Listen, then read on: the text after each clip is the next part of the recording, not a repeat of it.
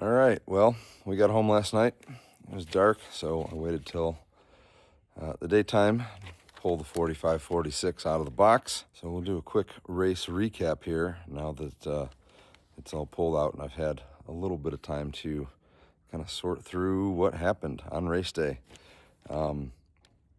We qualified earlier in the week so that we would start ahead of all the DNF and DNS guys that did not finish or did not start qualifying, just to put a few car lengths up on those guys from the very beginning. I figured Aftershock would be clogged up pretty well if we got off the line too late and let too many of the fast guys from 4600 get in there. It's just big rocks and small tires don't work out really well.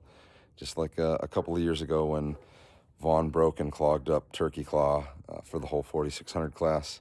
Wanted to get through there before that. And Aftershock was high on my list of wanting to conquer because that's where we broke last year. So we started 74 out of 110-ish, which got us just starting just soon enough to get there before, all your favorite Broncos, most of your favorite Broncos. We did get passed by a couple of the fast guys in the first 13 miles, but we kept up, kind of the medium pace that we talked about and we had wanted to go out on.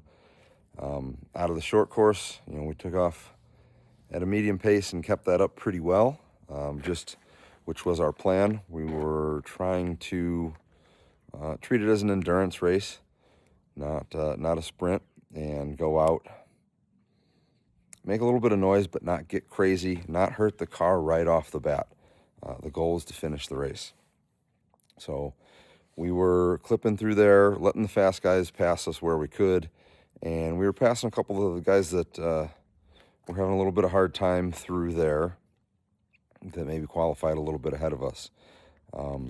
A very quick stop in remote pit 2 to pick up microfiber cloths for the camera on the front and for our windscreens. So a very quick stop in pit 2. We didn't take any fuel, we didn't take any tires, we didn't have any issues.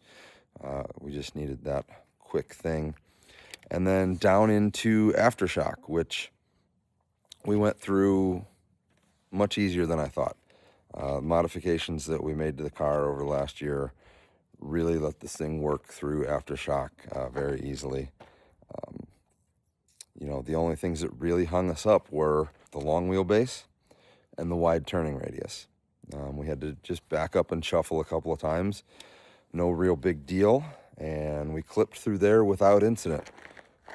Big shout out and thanks to Mickey Thompson that hooked us up with the last tire to finish off the full set. We were kind of running sponsored by Marketplace mismatched set of tires, and they came and found us and stepped up and threw us that final one. And these things worked. They were great. It was maybe the first time I've had a full set of brand new sticker tires on anything I've owned in quite a long time, and they were great.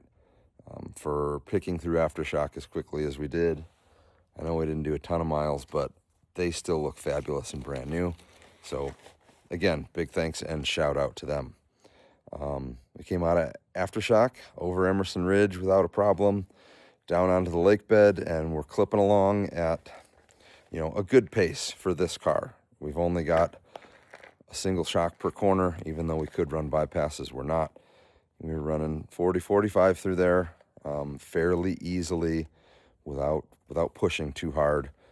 Again, endurance race, we knew we had a lot of rough stuff coming up on lap 2, and we're really just trying to save the car. I thought it was going to be, especially once we got out onto over Emerson Ridge, I thought we were going to clip through lap 1 without too much problem. And we came up to the sand hill. There was quite a bit of chaos going on up on the hill. As we approached, many cars slowed, stopped, turning around, throwing winch lines. So we stopped. I was trying to give that a second or two to clear. I knew I was going to need to take a much hardier run at it than I had at that point. And something going on with the starter. It was scalding hot. That car would not restart again for 6 hours until the thing completely cooled off. And that ended up being the end of our day, waiting for the fast 4,600 guys, all your favorite Broncos, to kind of clear off the hill and the chaos that they were creating to run their race. The car never started again until later in the day. It was completely cooled off after we'd already timed out. That was it. That's the short, sweet what happened to our race. I posted a bunch of pictures if you've seen them, or if you haven't, you can go back and take a look. We had a great view from the hill all day. We got to see race leader and everybody trying to chase him down, coming through there on their lap 2, trying to get home. Was not the view of the race course that I wanted, but it was a view of the race course that I had. I had a great time at Hammers. The entire 2 weeks was phenomenal. Met some new people that helped out greatly, that seemed to be interested in continuing to help out with the team. Craig and Matt that helped put together or helped patch up the comms and the onboard camera that we were having technical problems with. Big thanks to both of those guys. Hope to see you out again in the future. Big thanks to my family, my parents. Dad came out for the first time this year, was a massive help in keeping camp organized and a little bit slower, wiser decision making. Mom at home taking care of the house and the dogs so that they weren't causing chaos. Farr Motorsports and Mrs. Farr for helping take care of us in camp. Can't say thank you enough to them.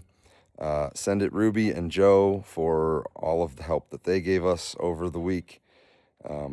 Allie at Dark Horse Media, Michael at MSX Photos, and of course, huge shout out to Bill again for everything again this year.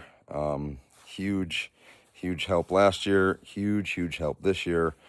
Coming to the shop ahead of KOH and helping me get things done when I couldn't.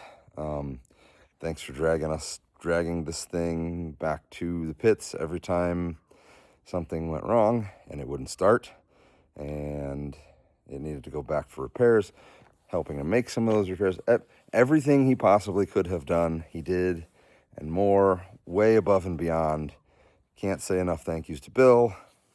Enjoy Mexico. I'll see you when you get back. Huge shout out to Kirby, co-driver. He was a media guy last year. He ended up jumping in the co-driver seat when co-driver stuff happened last year. Came back this year. He's great in that seat. High energy. Exactly what I need around, helping out in every way possible, figuring out how to do things he's never done before. Can't say enough thank yous and good things about Kirby being in that right seat. Automotive Performance Center in Loveland, Colorado. Optima, Mickey Thompson, Yukon Gear and Axle. Thanks to all you guys that helped us get this far. This thing's not nearly as beat up as it should be, so you may see this thing again later in this year before next Hammers. Appreciate you watching. Hit that like, subscribe, comment, talk some more shit in the comments. It all helps the algorithm. It's all free, and you get to see me do some more stuff that you can talk shit about in the comments. Thanks for watching. See you guys later.